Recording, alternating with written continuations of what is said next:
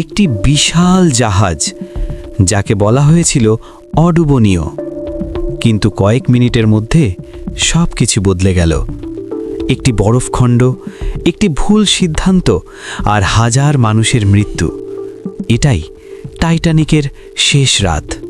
11:40, একটি বরফখণ্ড, একটি ভুল সিদ্ধান্ত, আর 1500 মানুষের মৃত্যু। সেই রাতে উত্তর আটলান্টিক মহাসাগরের বরফ শীতল অন্ধকারে ঘটেছিল মানব ইতিহাসের সবচেয়ে মর্মান্তিক সামুদ্রিক ট্র্যাজেডিগুলোর একটি, RMS টাইটানিক সিঙ্কিং। 1912 সাল।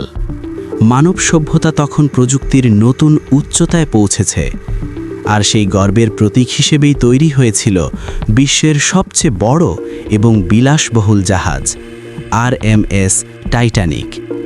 এটি নির্মাণ করেছিল হারল্যান্ড অ্যান্ড উলফ এবং পরিচালনা করছিল হোয়াইট স্টার লাইন। এই জাহাজকে বলা হতো অডুবনীয়।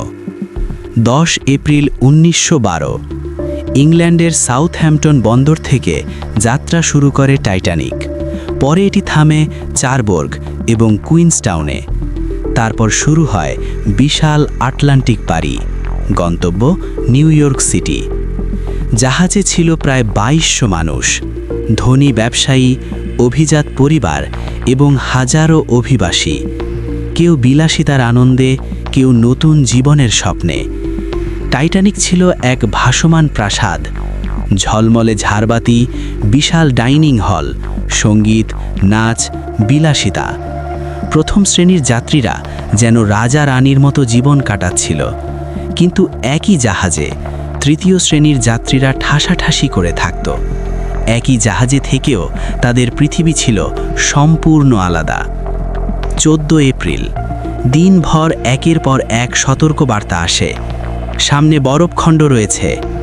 এই বার্তাগুলো আসে আশেপাশের জাহাজ থেকে, কিন্তু সেগুলো গুরুত্ব পায়নি, কারণ বিশ্বাস ছিল এই জাহাজ কখনো ডুববে না। রাত বাড়তে থাকে। ঠান্ডা বাতাস, নিস্তব্ধ সমুদ্র, অস্বাভাবিক শান্ত পানি, যা আইসবার্গ দেখা আরও কঠিন করে তোলে। হঠাৎ নজরদারদের চোখে পড়ে দূরে একটি বিশাল ছায়া। আইসবার্গ সামনে। রাত 11:40। কমান্ড দেওয়া হয় স্টারবোর্ডে ঘোরাও, কিন্তু সময় ছিল খুব কম। একটি ভয়ঙ্কর শব্দ, বরফখণ্ড টাইটানিকের পাশে ঘষে যায়। প্রথমে কিছুই বোঝা যায়নি, কিন্তু নিচে জাহাজের একাধিক কক্ষ ছিদ্র হয়ে যায়।